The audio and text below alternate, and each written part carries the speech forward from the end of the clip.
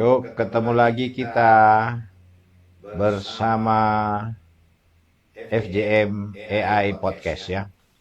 Nah, kita sudah lama bicara-bicara tentang AI, sudah sampai saham, sudah berbagai macam. Saya sudah sudah buat dalam bentuk podcast ya. Artinya kita sekarang saya akan membahas langsung tentang apa itu AI ya. Lebih spesifik lagi tentang AI dan contoh-contoh AI yang sudah saya buat. Selain saya sudah pakai di saham ya, bermain saham dan sudah mendapat profit dari sana dengan teknologi AI. Nah, sekarang ini yang ingin mengetahui tentang apa itu AI, nah kesempatan dalam podcast saya ini ya. Jadi podcast saya ini temanya adalah memahami AI dari mesin learning hingga generatif AI ya. Ini podcast saya ya, kalau saat ini ya. Oke, uh, apa itu AI? Kita lihat dari mesin learning hingga generatif AI ya. Oke, mari pelan-pelan kita lihat ya satu-satu agar supaya kita tahu. Nanti sebentar terakhir saya akan contohkan uh, macam-macam AI yang sudah saya buat lewat website saya. Nanti saya tunjukkan sebentar ya. Oke, mari kita lihat.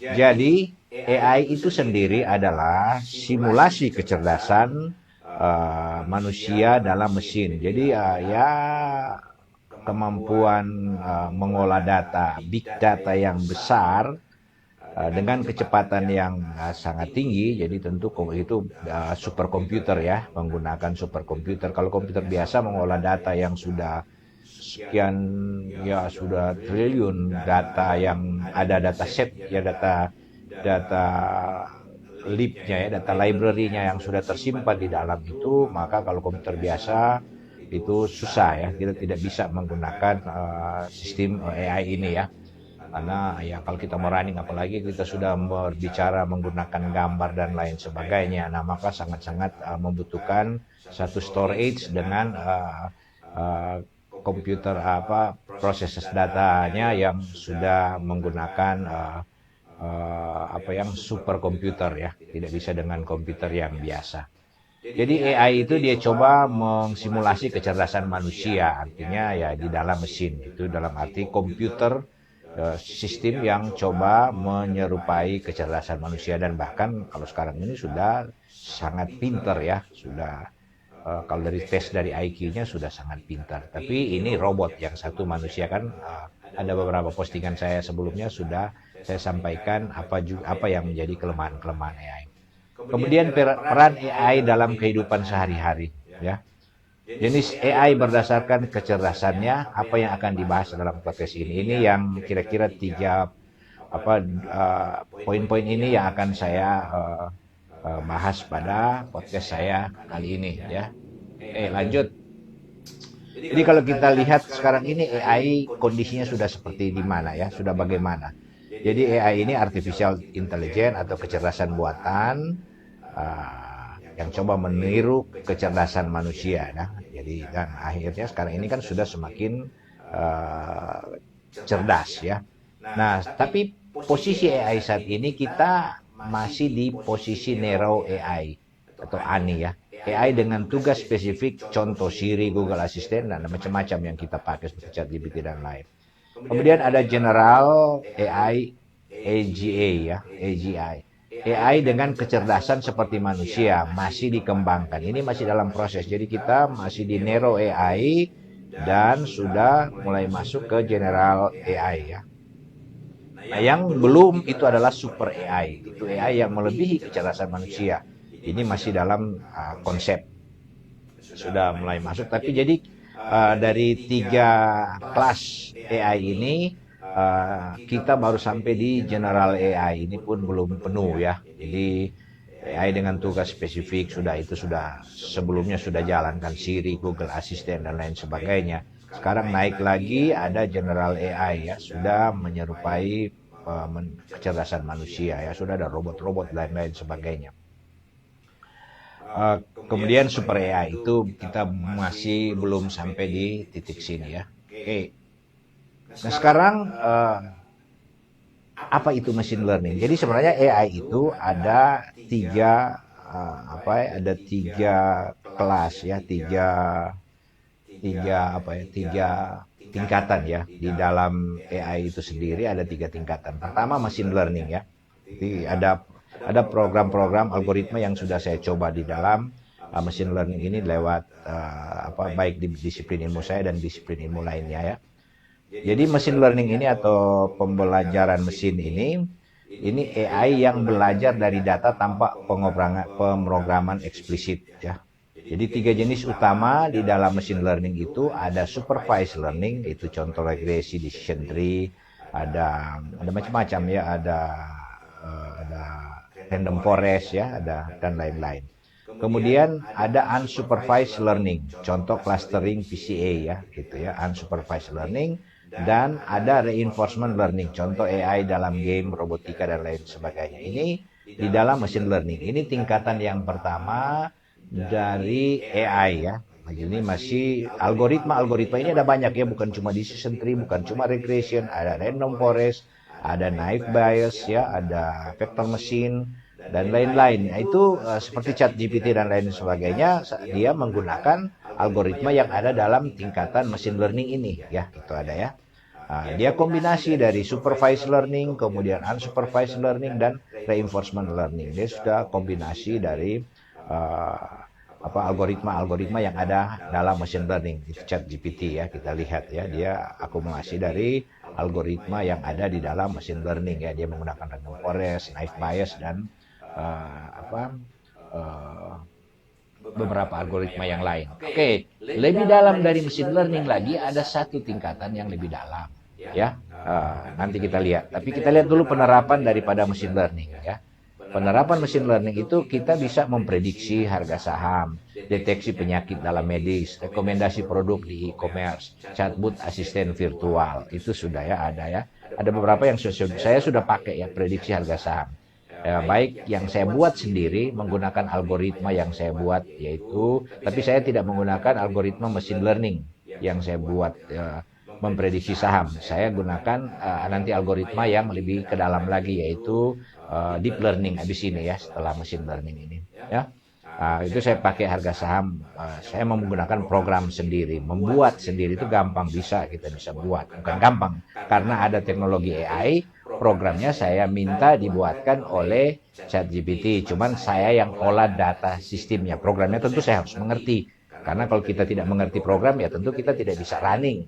Kita tidak bisa running atau kita tidak mengerti dan tidak tahu kita mau bikin apa dengan algoritma yang diberikan oleh ChatGPT ya. Kemudian saya di saham saya mendapatkan bahwa ada yang lebih praktis, yang sudah lebih baik digunakan. Nanti dalam podcast saya akan mendemokan langsung ya. Sebelumnya sudah saya bikin juga, tapi mungkin ini akan saya demo live ya, bagaimana teori-teori yang harus dipelajari begitu lama di saham, baik technical, fundament maupun sentimen pasar, itu dengan AI hanya hitungan detik bahkan ya. Mungkin nanti ya, kalau boleh nanti saya coba contohkan, atau nanti mungkin spesial di saham kok, itu di topik saham biasanya. Ini topik pembelajaran saja AI ya. Jadi nanti di pembelajaran saham saya akan demokan bagaimana cepatnya ya. Sebelumnya sudah saya demokan, tapi mungkin ini dengan demo live, dan Anda bisa mencoba meminta merequest kepada saya, coba cek ini kalau betul ya. Dan di hitungan detik itu langsung keluar hasilnya, apakah mau beli, jual, atau tahan ya. Itu begitu mudahnya. Tinggal mau bilang teori apa, silakan saja berikan teorinya, nanti saya langsung tanya, saya dan running itu hitungan detik keluar hasilnya. Bayangkan selama ini kan harus belajar gitu, pengalaman sekian lama, itu saya tidak hanya 2,5 bulan sudah bisa menggunakan atau sudah bermain saham, bahkan sudah menguntungkan ya dari untuk saham-saham scalping ya. Saya bermain di scalping, saya juga bermain di investasi, tapi ya itu di blue chip ya. Cuma kebetulan sekarang portofolionya tidak baik oleh karena kondisi sentimen pasar yang belum memungkinkan untuk, tapi sekarang sudah mulai rebound ya. IHSG sudah mulai naik, mudah-mudahan dia akan naik terus.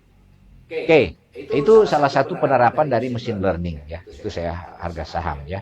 Itu saya pakai di algoritma dengan algoritma deep learning, tapi saya akhirnya sudah tidak menggunakan lagi algoritma deep learning karena sudah ada ChatGPT, dalam hal ini data analis. Data analis ini menggunakan kombinasi daripada machine learning dan deep learning ya, gitu ya. Jadi ya itu.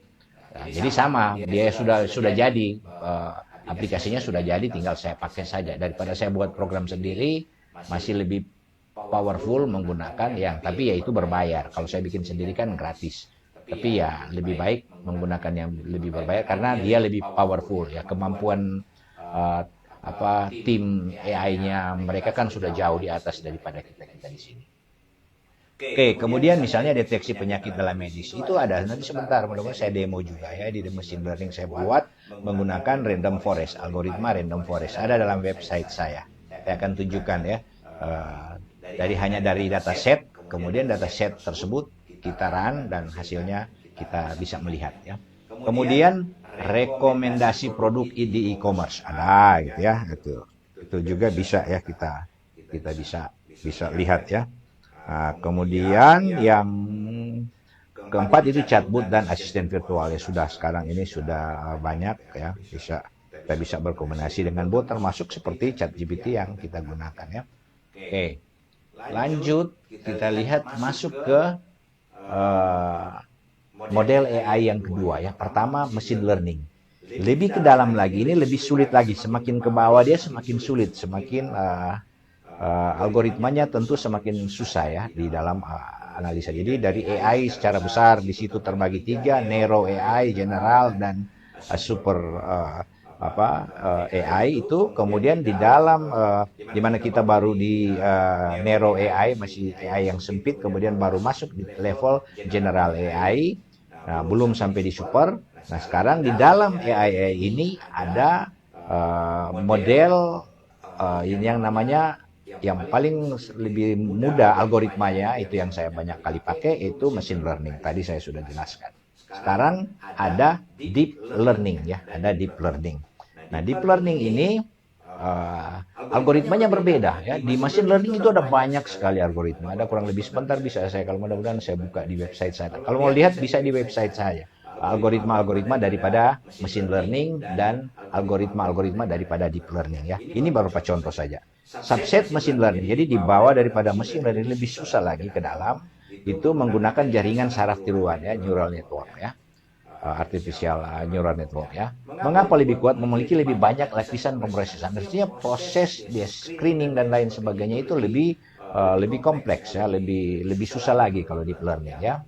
Nah, kalau saya di deep learning baru memahami satu algoritma ya. CNN sudah coba, RNN sudah coba, ada yang LSTM, long short term memory, itu adalah algoritma daripada deep learning. Ada berapa macam lagi, sebentar mudah-mudahan saya akan buka di website saya. Mengapa lebih kuat itu? Karena itu ya, banyak lapisan pemrosesan, dia prosesnya bertahap, dia screening sampai keluar hasilnya. Kemudian jenis utama itu ada CNN ya, computer vision, pengolahan gambar ya, itu ada ya, itu pengolahan gambar ya, itu kita mau deteksi ya muka dan lain sebagainya, bisa kita gunakan algoritma yang nama CNN ya. Kemudian ada algoritma juga RNN, pemeriksaan bahasa alami, analisis data urutan ya. Itu algoritma ya. Ada long short term memory juga yang saya sudah pakai. Ada macam-macam, ada beberapa algoritma dalam deep learning. Beda algoritma dalam deep learning dan algoritma dalam machine learning ya. Namun setiap algoritma itu bisa digunakan untuk menyelesaikan masing-masing problem ya. Tapi dalam deep learning dan machine learning selalu kita membutuhkan dataset ya, dataset untuk dia latih, dia training, training dan tes untuk supaya bisa memberi kesimpulan, membuat prediksi ya, memprediksi jadi ya gitu. Jadi itu machine learning dan kedua deep learning. Kemudian dari setelah lebih dalam lagi, ini lebih susah lagi ini ya, saya belum sampai di sini. Menggunakan generative AI saya sudah gunakan ya, contoh AI yang mampu menciptakan teks, gambar, musik, video ya. Nah, generative AI itu karena tadi ya ChatGPT ChatGPT saya sudah pakai, DAL-E saya sudah pakai ya, Midjourney saya belum pernah pakai, tapi ya beda-beda tipis dengan ChatGPT ya. Cara kerja Transformer, GPT, BERT, GANs, Diffusion Model. Ini model-model algoritma yang menghasilkan aplikasi seperti ChatGPT, DAL-E. DAL-E itu biasa kalau kita berbayar ChatGPT kita akan dapat DAL-E. Di dalam situ juga kita dapat data analis ya. Nah, itu satu paket yang hanya bayar sekali. Midjourney kita harus bayar sendiri lain ya. Itu semua adalah aplikasi-aplikasi berbasis AI yang sangat-sangat powerful dalam menyelesaikan masalah-masalah di mana seperti ChatGPT. DAL-E ini kalau arsitek nanti ke depan ini DAL-E ancaman buat arsitek ya, mendesain rumah. Mudah-mudahan saya akan demo sebentar DAL-E ya. Saya akan demo sebentar menggunakan ChatGPT mendesain rumah hanya dengan hitungan detik ya.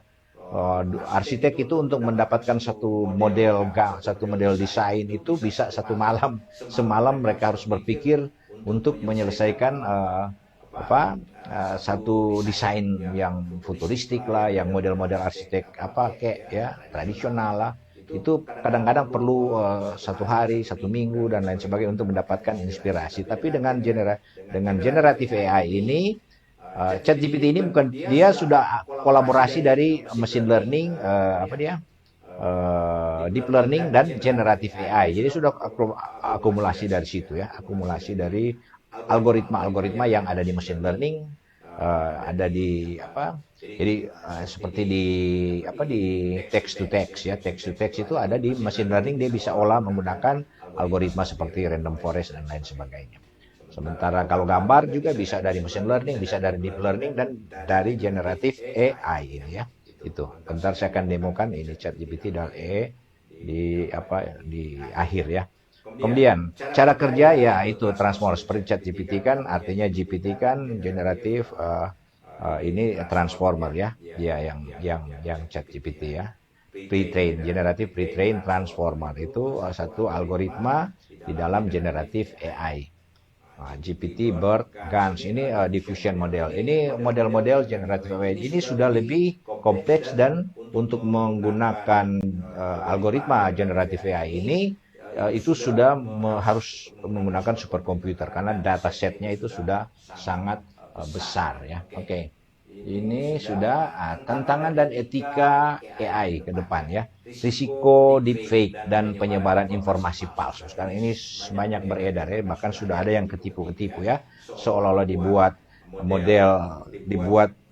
video anaknya minta uang ke orang tuanya, seolah-olah dia meminta uang, padahal itu cuma video anaknya kemudian di overlay dengan suara penipunya ya. Dia menggunakan suara penipu tapi mengambil suara dari anak tersebut. Itu hebatnya ya. Kalau saya berbicara begini, suara saya itu bisa direkam, kemudian bisa ditipikali sehingga suara saya itu bisa dibuat untuk seolah-olah saya sedang berbicara dengan suara saya. Padahal suara saya itu hanya direkord dari apa yang saya bicara ini, mereka ambil.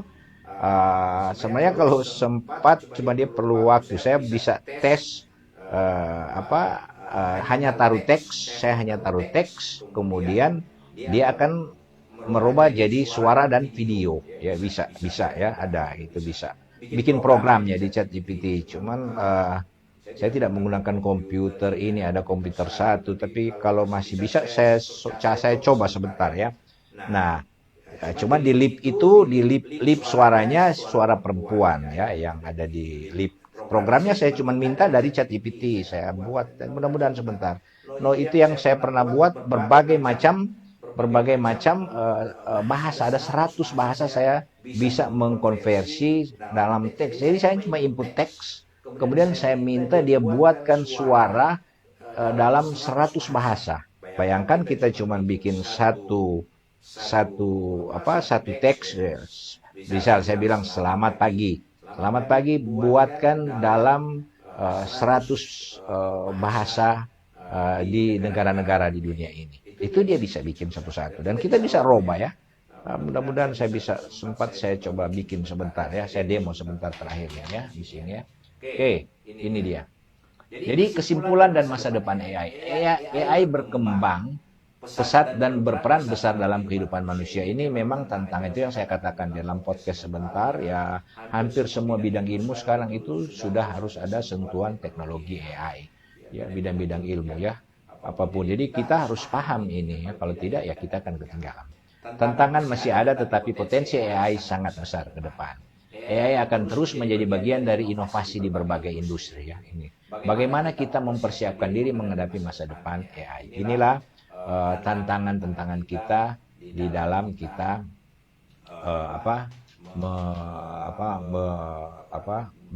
melakukan kegiatan-kegiatan kita, tugas dan pekerjaan kita saat ini ya, sebaiknya harus ada di sentuhan kita harus mengerti tentang AI. Kalau tidak kita akan nanti tertinggal ya, kita akan tertinggal. Oke, saya coba sekarang menunjukkan karya-karya yang sudah saya buat ya. Ini saya buat ya. Kita lihat ya.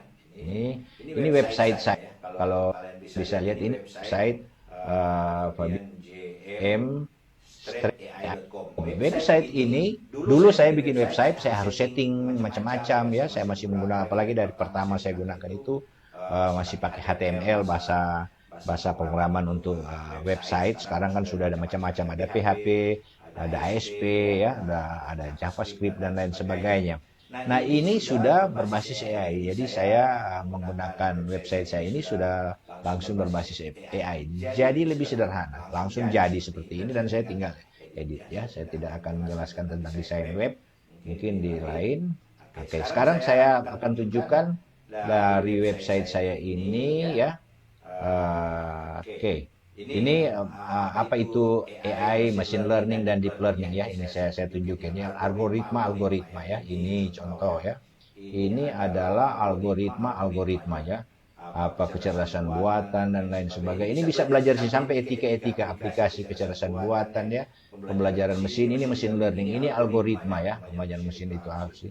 Pengantar dalam deep learning ya ini ya. Ini algoritma. Oh, ini hubungan AI. Jadi ini materinya, apa itu AI. Bisa Anda belajar di sini ya, bisa ambil di sini. Ada semua penjelasannya. Kemudian saya balik lagi ke beranda ya. Balik ke beranda, kita lihat berbagai macam algoritma. Ini berbagai macam algoritma. Semua ini yang ada di konten-konten ini semua dari AI ya. Saya hanya mengambil dari AI. Ini coba kita lihat algoritma machine learning yang tadi saya sudah jelaskan. Ada supervised learning pembelajaran, ada linear regression, logistic regression, decision tree, random forest, super vector machine. Ini yang K-nearest neighbor, KNN, naive bayes, gradient boosting.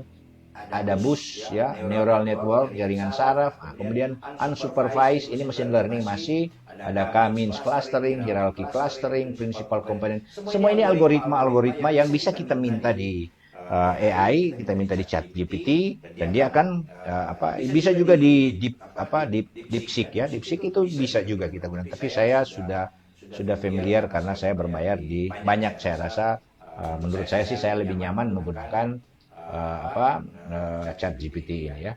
Kemudian reinforcement learning. Ini algoritma key learning, deep knowledge, ada banyak sekali ini. Masing-masing bisa digunakan untuk apa? Kita lihat di sini ada. Anda mau belajar silakan masuk ke website saya ini fabianjm-ai.com ya.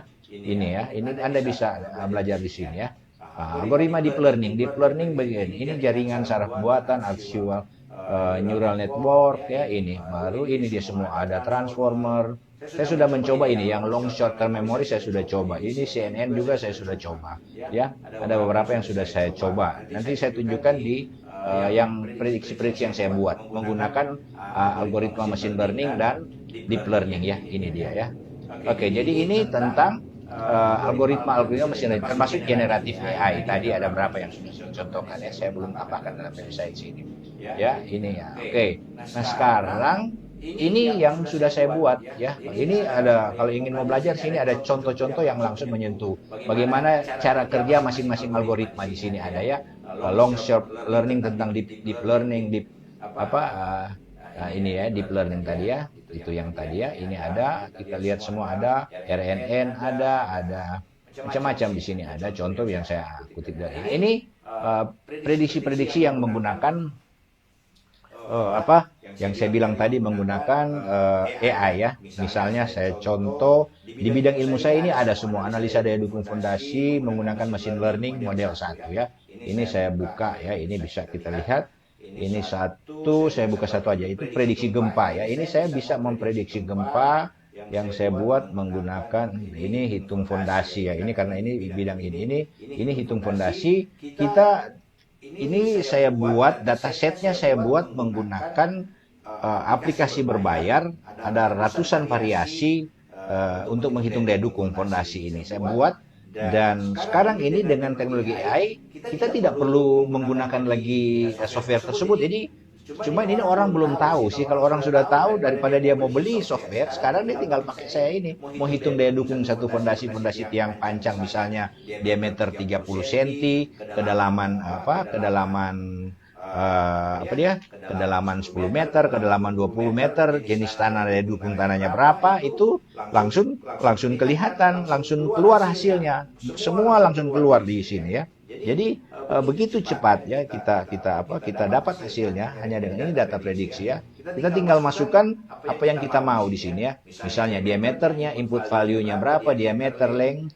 Saya sudah buat dengan menggunakan algoritma random forest ini. Random forest ada juga yang saya bikin dengan algoritma deep learning ya, long short term memory. Saya bikin, tinggal isi nilai daya dukung tanah dan lain sebagainya. Model performance langsung keluar yang kita mau cari. Oh, berarti kalau beban sekian kita perlu fondasi yang ukuran begini karena tata tanahnya seperti ini. Ini satu contoh. Oke, contoh yang lain, ini misalnya ya saya buat prediksi banjir atau mau prediksi ini gempa. Ini saya buat juga prediksi likuifaksi, prediksi gempa Kota Manado ya. Ini saya sudah buat menggunakan dataset. Saya ambil dataset dari USGS itu dari tahun gempa yang terjadi 1800 sampai 2024. Saya tinggal klik ini, dia akan prediksi kemungkinan misalnya besok. Ini besok terjadi gempa berapa. Ini saya bisa coba run di sini dan di titik mana. Tapi ini kembali AI karena gempa kan susah sekali ya. Gempa kan susah sekali mau prediksi. Tapi dia menggunakan probability, perhitungan matematik berdasarkan data gempa, riwayat gempa dari tahun 1800 sampai tahun 2024. Itu ya. Dan saya membuat pakai algoritma yang salah satu algoritma. Saya bisa prediksi di sini.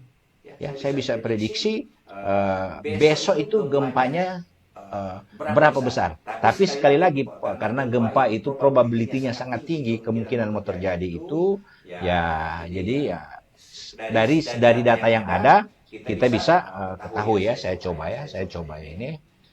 coba besok ya, saya coba prediksi besok. Mudah-mudahan bisa kelihatan ya. Ini memang agak kecil karena ini ya. Ini saya bisa membuat ya, ini semua riwayat gempa dari tahun 1800 sampai yang ada. Ini jarak 200, saya tangkap jarak 200 km ya dari pusat Kota Manado. Ini semua gempa yang pernah terjadi.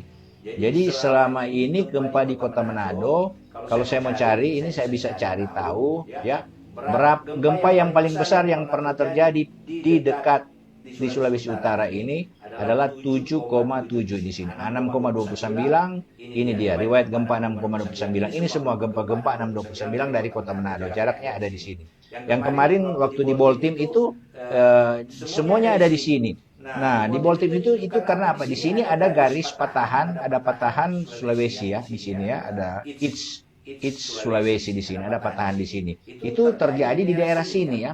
Nah, saya bisa memprediksi hanya menggunakan AI. Misalnya di sini, saya besok ini tanggal 9 kan, saya misalnya besok hari Sunday, Monday ya, tanggal 10 ya. Ini saya predik menggunakan data, saya predik ini gempa yang kemungkinan terjadi besok, kemungkinan ini probability ya, sekali lagi ini arealnya ada di sini. Titik ini tinggal saya cari longitude dan ini magnitude saya dapat. Ini apa yang memprediksi ini AI ya. Itu yang saya pakai itu adalah random forest algoritma machine learning dan deep learning punya algoritma yaitu long short term memory.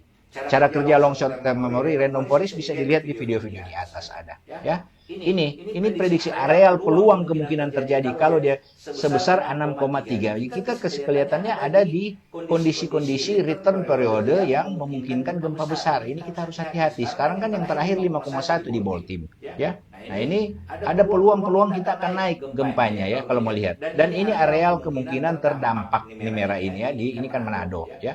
Ini menggunakan apa? Ini adalah menggunakan AI, ya. Ini menggunakan AI. Nah, sekarang kita lihat ini misalnya penyakit ya. Saya punya prediksi penyakit ya. Ada banyak yang sudah saya buat ini. Jadi misalnya kebutuhan ini bukan AI. Nah, prediksi penyakit ginjal kronis, prediksi kidney stone, penyakit heart attack. Ya, ini heart attack ya. Ini saya coba, ini heart attack ya, dengan machine learning. Ini dengan ini bilang, ini dengan machine learning saya sudah bikin ginjal, harus bikin apa dengan penyakit itu ya. Ini saya sudah buat semua. Jadi saya deploy, bisa dilihat di website saja di saya ya, Fabian JM AI. Anda bisa lihat di sini, tunggu sebentar ya.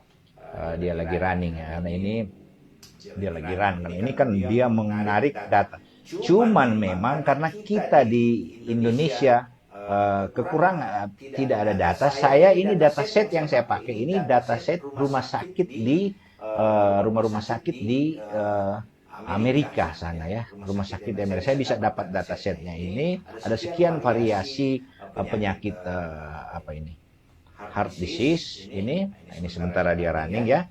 Kita tunggu. Oke. Kita lihat ya. Ntar saya mau kontrol dulu apa masih berjalan sesuai dengan saya ada gambar ini. Saya mau run dulu apa dia masih jalan ya. Oke, jalan, cek dulu ya. Saya mau kontrol dia masih running atau tidak.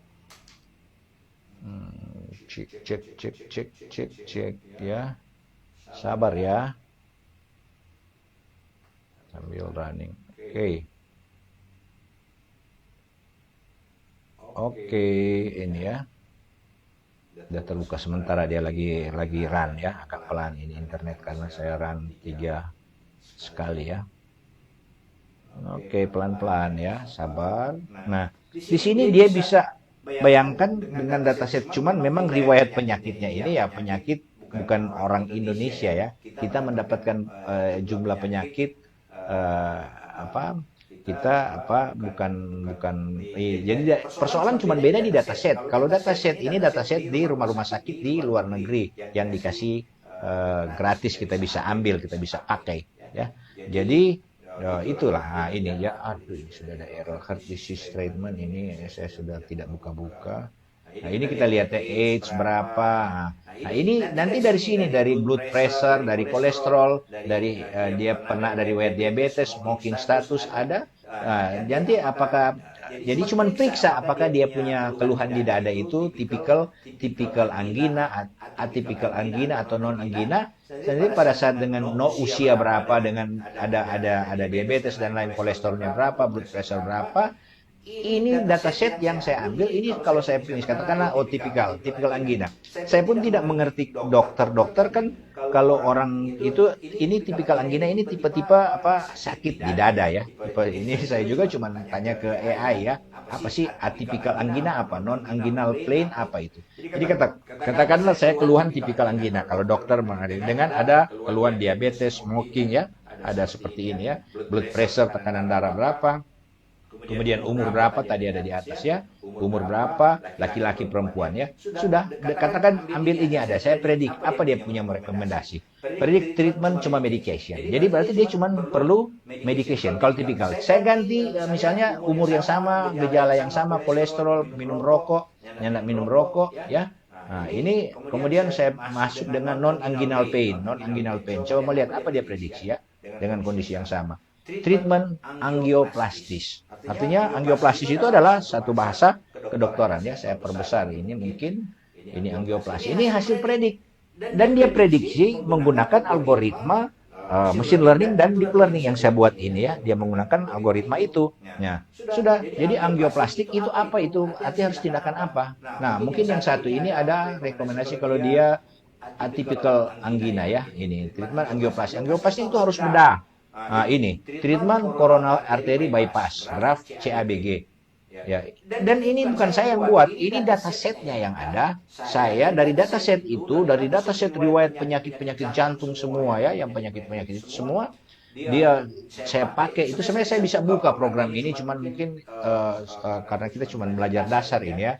Nanti satu saat saya akan masuk sampai melihat programnya itu. Kita lihat programnya, membuat programnya itu. Nanti saya akan masuk di podcast saya yang berikut. Karena ini hanya dasar kan, saya hanya menunjukkan bagaimana hebatnya itu AI ya. Ini bayangkan dia langsung bisa membuat perintah bahwa corona arteri bypass. Kalau DP tipe keluhannya hasil pemeriksaan dokter mungkin apa ECG atau apa, saya tidak tahu, saya bukan dokter. Artinya ini saya hanya mengambil datasetnya, dataset riwayat penyakit orang-orang di Amerika sana ya, dikasih gratis kebetulan untuk penelitian itu dikasih ya. Kalau Indonesia punya ya sudah lebih bagus lagi, kita tinggal pakai Indonesia punya ya, kita langsung melakukan prediksi ya.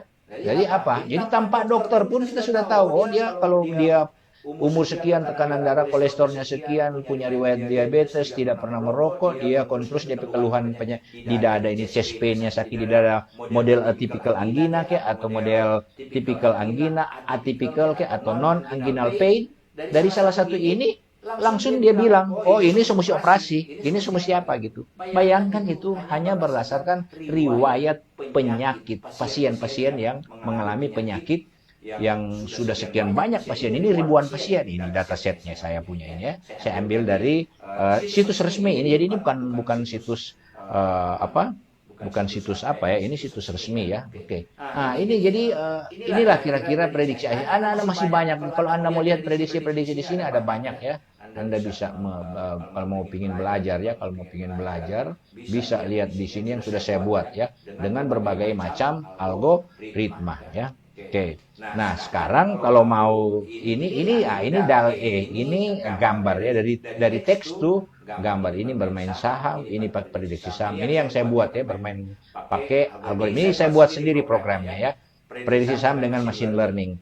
Ini teori scalping dan VBAR dalam prediksi saham dengan AI. Ini saya bikin ya. Ini saham, ini saya bikin sendiri, tapi saya sudah tidak menggunakan ini karena ini masih terlalu, karena datasetnya saya ambil dari Yahoo Finance ya. Indonesia kan belum, kita bisa tidak tarik dari BEI ya, Bursa Efek Indonesia saya tidak bisa tarik, saya hanya bisa tarik dari Yahoo Finance. Tidak terlalu akurat, masih terlalu general saya pakai ini. Nah, hingga saya tidak pakai lagi ini. Tapi pertama kali saya menggunakan ini hanya dari grafik ini, begitu cepat, gambar minimalis. Coba lihat hasilnya ya. Nah, ini hasilnya. Begitu cepat ya hasilnya ya. Nah, ini coba lihat. Langsung keluar gambarnya ini ya. Ini Anda lihat ya. Ini hasil dari ChatGPT, teknologi AI. Ini AI yang bikin. Jadi kita hanya menulis teks dan dia keluar gambar seperti ini, dia interpretasi. Nah, bagaimana dia mengolah ini, itu yang saya bilang ini. Kalau ini sudah masuk di kategori kombinasi deep learning dan generative AI ya. Ini sudah algoritma yang sudah lebih kompleks membuat ini ya. Itu tidak mudah ya memang seperti ini. Tapi itulah AI. Oke. Saya kira inilah materi-materi yang bisa saya sampaikan dalam soal pembelajaran AI ya. Ada banyak contoh lagi. Silakan Anda bisa buka. Jadi itu ya saya bilang itu tadi ya, kayak ini ya. Ini ancaman bagi kita ya. Ancaman masa depan arsitek ini di sini. Bayangkan saya itu. Kita mau rubah ini ada apa ini, misalnya tidak ada kolam renang, kita mau taruh model lain, ada garasi, ada lain sebagainya. Ini kita tinggal rubah. Kita merubah model bukan ini, model konvensional atau model gotik, masa arsitek punya, kita tinggal tulis dia langsung keluar. Kita minta interior juga di dalam bisa. Kalau kita punya rumah, kita mau revisi atau mau modify, kita tinggal foto, coba bikin perbaharui dengan model yang tradisional. Sudah dia bikin dari gambar rumah yang kita foto itu, kita input di tadi ya, seperti tadi. Sangat-sangat menakutkan semuanya kalau saya bilang ya, itu ancaman bagi kita ya, profesi-profesi kita ke depan. Ada banyak profesi kita yang akan susah ya, kita akan susah ke depan karena gimana ya kita mau bilang ya, Ya itulah AI. Kalau kita tidak mau belajar ya kita akan ketinggalan ya. Jadi ya cuman satu kata, kita harus masuk dan kita harus menyesuaikan. Tentu dengan disiplin ilmu kita yang kita tingkatkan dengan sentuhan AI. Kan tidak mungkin saya background teknik sipil saya akan loncat ke ilmu ahli hukum. Tapi sebenarnya dengan AI saya bisa ya, saya bisa belajar sama dengan saham. Orang sudah belajar dengan bulan-bulan, nanti saya akan demokan di lain podcast saya. Saya kira ini dulu ya, sudah panjang podcast saya. Semoga ini bermanfaat. Nanti kita ketemu lagi di podcast saya yang lain tentang AI. Paling tidak hari ini saya sudah menunjukkan bagaimana kehebatan powerfulnya AI itu ya. Bisa menggantikan berbagai macam profesi yang ada, dan terlebih para pendidik ya, para pendidik sekarang ini ya mau suka tidak suka harus kalau tidak biar kita akan ketinggalan. Oke, sampai ketemu lagi di podcast saya yang berikutnya.